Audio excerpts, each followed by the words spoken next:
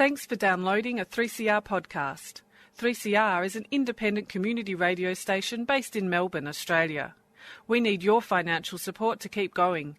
Go to www.3cr.org.au for more information and to donate online. Now stay tuned for your 3CR podcast.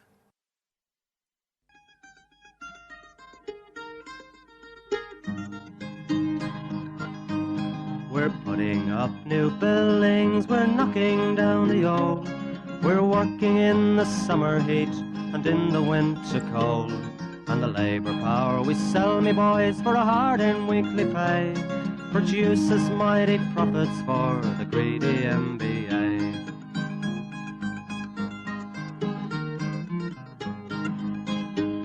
And whether we were born here or born in Italy, in Greece, in Spain or Ireland, in England or Fiji, we all of us are workers, united we must stand, until the wealthy bludgers have been driven from our land.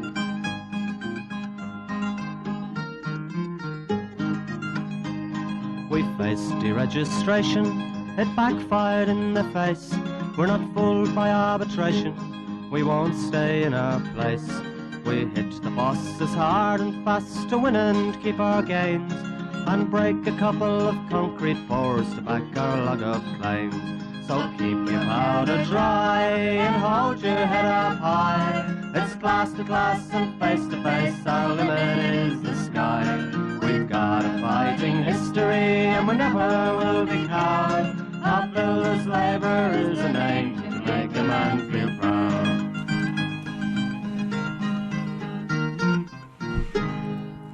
And it's good morning from the Concrete Gang, bright-eyed and bushy-tailed, and just getting over a very short week in the industry last week. I hope everyone enjoyed their Monday and Tuesday off, and the Friday. Magnificent. And the award-winning show, by the way. The award-winning show. Good morning, Gorilla. Good morning, Colin. String Beans here and the lovely Annie on the panel. It's the Concrete Gang 3CR every Sunday morning. Brought to you by the CFMEU. Yes. And we haven't got Buzzer here, have we? No. Yeah. Oh, sometimes the week's just perfect, isn't it? Well, I don't know what he's doing up in Sydney, but can I just much. Can I just report on this? There's been a story about a bloke lurking down in Port Melbourne, down the beaches down there, around the I'd have to say the gay end of the beach, because there's a gay end, which is fair enough. The alternate lifestyle end of the beach. Well, there's been someone spotted down there with curly hair and his speedo's pulled right up his blurter, and he's been lurking down there and having showers and swims and all that. So, geez, I think I'll have to have a look at the old buzzer. I think I'll have to give him the piss in the bottle or something and see if he's all right, you know. But anyway, can I ask you a question? I'm not good on this subject, but when is the Mardi Gras on in Sydney? Oh, well, geez, you're asking me, eh? Well, he is there at the moment. Well, he is there at the moment. Anyway, I'm just asking the question. Well, all I can say is there was a lot of sequins that were sort of scattered around his room and he was packing his bag. So I don't know what he's put in his bag, but, you know, he might have a little sequence outfit, but you don't know.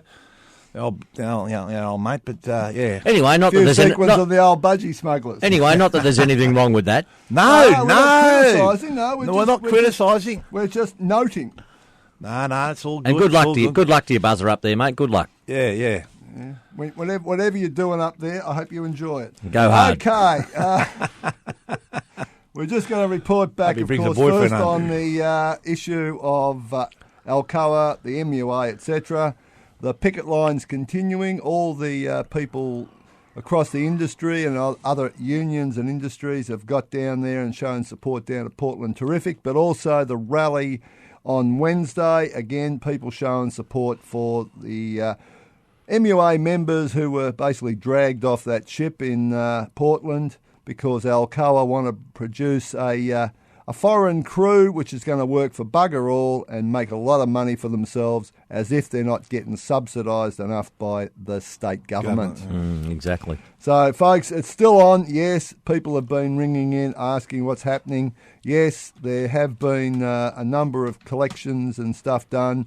People who are on the picket line, the MUA members and so on, are being supported, and we'll keep you up to date with what's probably going to be one of the longest running disputes that we've seen for quite some time. It's been going for a number of months now, and it'll be going for a lot longer, I reckon. Indeed, they're moving the picket line to Canberra apparently, so that's they're on their way there now if they're not there already.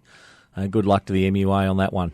Yes, and we will be keeping you up to date, because this is not just a blue about the MUA and a small crew on a boat that was probably not the most well-known boat travelling the coast of Australia, but at least it was an Australian boat with an Australian crew, and keeping our shipping lanes alive with the Australian flag, rather than a flag of convenience. Now, just quickly... I'd like to read the rules of that flag of convenience.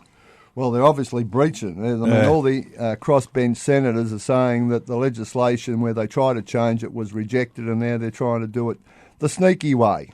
Well, look, I'm not sure, but wasn't it, if the ship was made somewhere, you could get a flag of convenience or something? Was that the rules? And it's been bastardsised, I think that was originally. Yeah. Now they've got a ship from overseas, and they put a crew on it, whereas they've got a perfectly good ship that's been doing the work for quite some time, subsidised, as I said, by the state government. When Portland was built all those years ago, the Kane government, as it then was back in the early 80s, effectively gave them a subsidy on the electricity, which is, other than the bauxite, the biggest cost in terms of production of aluminium, and that subsidy's still there. Righto, just moving along quickly, the Royal Children's Hospital appeal is coming up, as it always is, around Easter, and Easter is a little bit earlier this year, starting at the end of March, and the flags and all the stuff that's sold to raise money for the Royal Children's Hospital is available. So, boys and girls, if you ain't got a Royal Children's Hospital flag on your job, etc., get into the office and start the process. Yeah, so it's a flag. So we get one, put the flags up in the cranes. They've got the plastic bracelet things, the plastic bracelets, and the hankies that you can put on your head or your helmet. So it's been a very successful campaign, although you'd never know about it because we never get any pats on the back. But we don't do it for that reason. We do it for the kids. The Children's Hospital's been fantastic. There's not many people haven't had their kids in there at one stage, and they've been great. And unbeknownst to probably all the listeners and people out there, we are in the top 10 contributors to the Royal Children's Hospital. Correct. And it's it's fantastic, and it's due to all the members and all the people out in the jobs and all the people who have had their kids in the hospital that they appreciate what the hospital has done for them. So all dig in, make sure your crane's got the flag on it, and the boys have got all the gear on the job, and hopefully we'll have another successful campaign making money for the Children's Hospital. Beautiful. Bright yellow this year, bright yellow. It's a great colour. Yellow? Yep. Righto, now just moving along, a bit of job news first. Few things have been happening around the place, and Colin, you can tell us about a couple of incidents this week which have been noted. Yeah, well, even though it was a short week, it was still action-packed.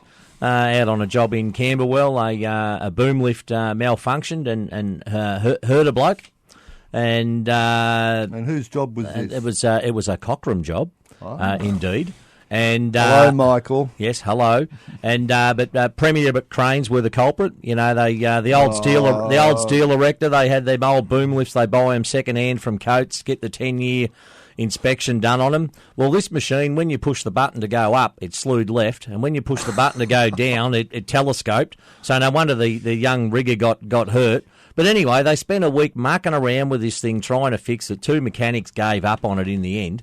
They tagged it out. I had no confidence anyone was going to fix it properly, so they made the phone call. The rep on the job, WorkSafe came out, put a prohibition notice on it, and that thing's been tossed off the job now, as it should be too. What a heap of shit it was. Well, Premier Cranes have got a bit of a checkered career, and I'm sure that they might get themselves yet another nomination for Scallywag of the Week, because Steve Wharton had a bit of a whinge, didn't he? Yeah, he had a bit of a whinge, as he often does. But you know, maybe we need to look a bit closer again, because there's always money to be found. He's always shortchanging his blokes one way or another, and they always come and complain a little bit later on. Well, I would have thought, Colin, he might have been buying brand new equipment, the money he saved, not paying the blokes their right wages. Well, he has. So does that give it up? What a great coincidence. Premier Cranes, Sook, Cockrams. I think we know who's going to win the Sulky hang on. of the week. I've got another one. Shares a yard with Dougie Williams. Does he? Uncle Doug. Rigcon. Righto, moving along. There was a couple of other matters too, because a car went through into a build court job out your way. On Monday on the RDO on the corner of Middleborough Road and the Burwood Highway.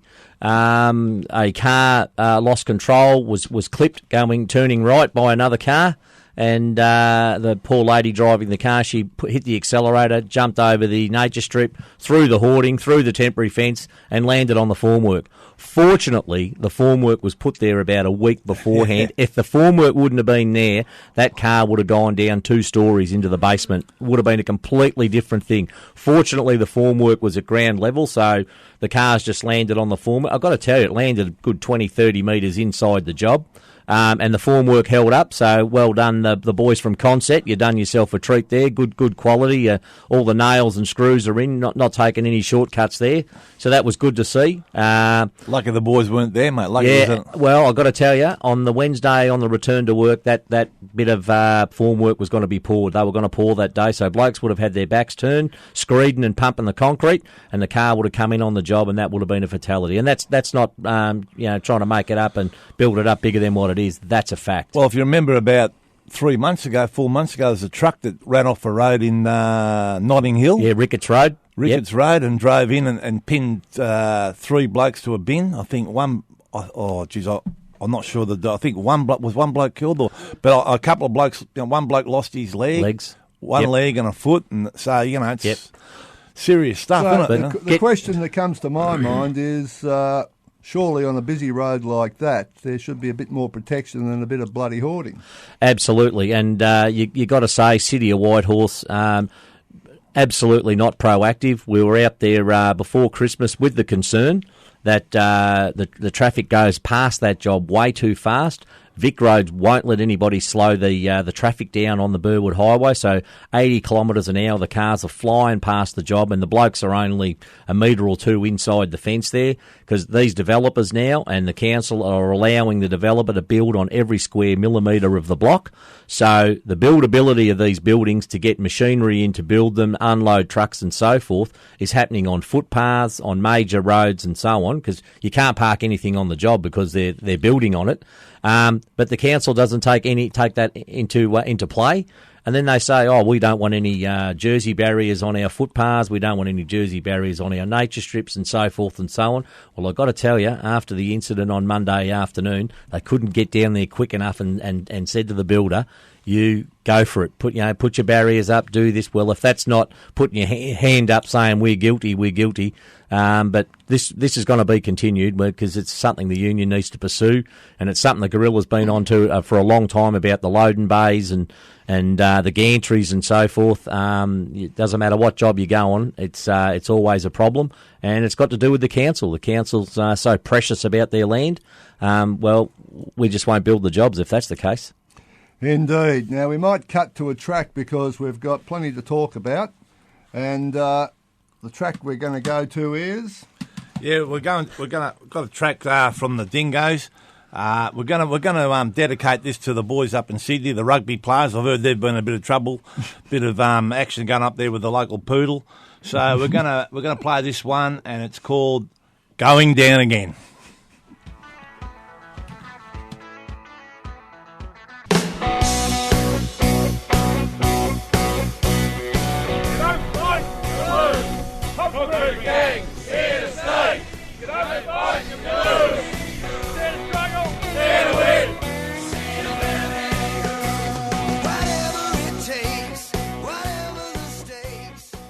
There it was, the Dingoes going down again, a special cheerio to the rugby players up in Sydney. And I suppose we should, Warren, start talking about guarantees. One of my pet hates or pet loves, whatever way you want to put it. I mean, that's what Colin was talking about before the break. Was the whole issue of safety for our blokes on the job is also connected with safety for the public. Exactly. A safe job is a safe job for everybody, whether you're working on it or walking past. And to the members that are listening and the listeners out there, remember years ago they put the tower crane up, and then as soon as the tower crane up, the gantries went right around the job. Well, unfortunately, that doesn't happen anymore. The builders always blame the councils blame the builders. Anyway, whatever happens, it doesn't go up, and the public's at risk. And these buildings, as Colin said before, are built to every inch of the block of land, so you're virtually putting precast up right on the boundary, and people walking underneath. So it's a great concern to the union, and we're going to be pursuing it this year. We're going to be doing a bit more about it because, look, we've had a lot of luck. If you remember back, I don't know how many years ago it was now, when that scaffold collapsed in Paran there. It's 5 years. 5 years. I knew you'd know young Warren. 5 years ago, and if you remember what happened, that scaffold collapsed, took the tram lines down, everything, and there was a couple of lucky things that happened there, believe it or not. Well, the three blokes rode it down and weren't badly hurt, but there was also the red light. There's a pedestrian light, so someone pressed that and the red light, so that stopped the traffic. But there was a lady with, I think, 3 kids, one on a pusher and 2 walking along underneath that scaffold. And fortunately, they had a gantry, and the gantry saved their lives. And if people, it's just all. Well, that wasn't luck. That was there on a purpose. It was there to protect the public, which worked.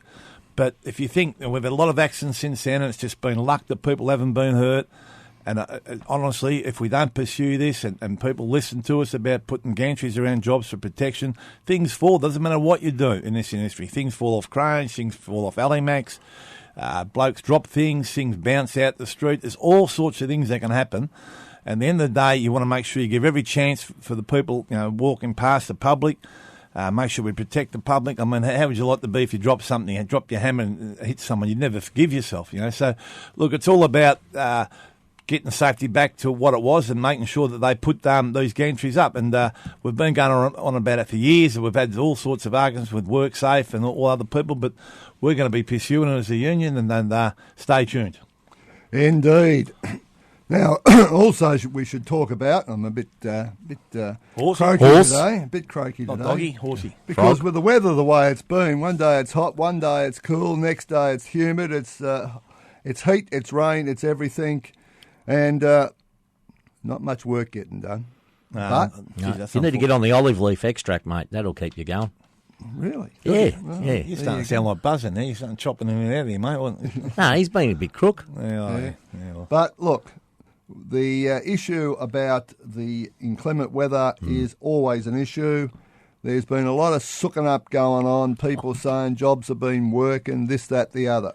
I got to say, in defence of some blokes, the way the weather has been, they haven't been getting their 4 hours up. The rain has come heavily. The job has been disrupted. They've been sitting in the sheds while the water's been pushed off. But often, this in the last few weeks, since we've got back from the Christmas shutdown, the rain has not been persistent, except for last Saturday, when there were obviously some jobs that were going to work on the Saturday, although the rest of the weekend was shut down. I don't think anyone worked. It's the only time there's been any persistent rain. But the way the weather has been going, there has been a bit of slagging off going on around the place. And sure, if there is a real issue, then blokes on the job should have the nuts to bloody actually put their hand up and say we're not happy. But I think the way the weather's been, the temperature isn't even been consistent across Melbourne. Some of the areas have been... according to the Bureau of Meteorology, 35 and over, and others have been lucky to make bloody 32. So it's been all over the place. Just think about this. We've got the best inclement weather clause of any union at any time in this country, and it's there for your protection. Use it, know it, use it. A lot of people seem to need to be reminded. It's 4 hours... or half the remaining time after lunch, whichever comes first. So if you can get the 4 hours up before lunch, happy days. If it takes you another 15 minutes after lunch, as soon as you've got the 4 hours up, you're gone. You don't have to wait for the half the remaining time.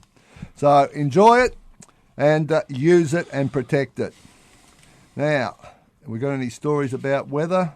we've been pretty lucky so far. Got millions. Could I tell you one of my old winded off stories? No, not that you don't want It's been hot and cold. It's been wet. It's been dry. Listen, I can We've had the remember. lot. I can remember one time we got what was that, coal dust off. Did Oh, you? coal dusters, that's right, yeah. You know, we were working down at Appleham Dock and, building up the new silos down there. We had a bit of bad luck. We got Sawyer beamed off, coal dusted off, heated off and rained off in 1 week, didn't we? Yep. Indeed, we didn't do much that week. I got moused off once, and I got bull anted off, and I got wind chill factored off. But the Sawyer beam one, we weren't sure what it was because we said, we don't even know what that white stuff's blowing on us. It could be Agent Orange. So I said, no, I'm not having me members subjected to that. We're going home until we find out what it was. And we found out it was Sawyer bean, you could eat it. Anyway. Righto, moving right along. Just an update in relation to the EBA. Everyone asked the question. And the process that we're going through at the moment is pretty simple. We're setting all the ducks up. The process of discussing with builders to get the new EBA is not going to be easy. There's a whole lot of legislation that's going to be introduced by the federal government in the coming month, which is going to try and make our EBA negotiations impossible. But folks, the process has started.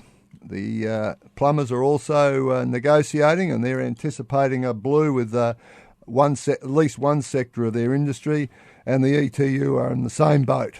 It's going to take a bit of time. There's been a Royal Commission and all this other stuff to try and distract us, but we are going to be moving forward. Don't worry. The fun will start soon enough. Oh, the protected action. I can't wait. Yeah. Hey, listen, but scallywags. Before we go on scallywags, just a couple one cheerio. Young Buff out there, he's been quite ill and he's been battling been pretty sick. But anyways, to Buff, from all the boys at Chadstone and at Phoenix Traffic Management, keep your lip up, son. You're doing a good job, and good luck with all that. Indeed. Now, scallywags, Mills Glass again. Yes, Benny boy, you don't think your employees all talk to each other around all the different jobs in Melbourne, so you only decided to fix up the four blokes on the job in Hawthorn, and then when they got fixed up, they told all their mates they got their money, so all of a sudden there was about 30 other blokes that wanted it. As you would. So he had to get called in on the hot coals again, so you get scallywag. Another Righto. One. JC Scaffold. Charlie, you might think you're Christ, but guess what? You can't walk on water, don't bother. That's just for the boys who did get on the job. Good luck to Terry and the lads. They ended up getting some work out of it, and they're an EBA company, and good on them. Premier Cranes. Yeah, their little effort with the boom lift. Yeah, That'll do me. Listen, now, this is a wonderful coincidence. Premier Cranes, Cochrane job. Sulky Lala. Yes. Ooh. The Michael Clemringer Award isn't Michael, but it's in his name and it's occurred on his job. Steve Wharton, you are definitely won the Sulky Lala of the week. Congratulations, Stevie. And, of course, Vic Rhodes, Bill Corp and our good friends from Whitehorse Council for that near disaster out in the eastern suburbs. Seriously, absolutely. Yep. And last but not least, just a little reminder that he might be off on sick leave, but that court case keeps going, Nigel. So to Nigel Hatchkis, a little belated nomination, and we'll be telling you more about Nigel's problems as an employer. So who's got it? I reckon Bill Corp, Vic Rhodes and Whitehorse Council. That is just absolutely... one of the biggest problems in our industry. And the Sulky Lala's gone to Stevie Baby Wharton. All right. Righto. So we've got a winner, Build Corp, Vic Rhodes and the Whitehorse Council for not actually thinking about the blokes and the public. And we go out in the same old way. Dare to struggle. Dare to win. If you don't fight, you lose. Good morning from the Concrete Gang and get us on podcast. You've been listening to a 3CR podcast produced in the studios of independent community radio station 3CR in Melbourne, Australia. For more information, go to allthews.3cr.org.au.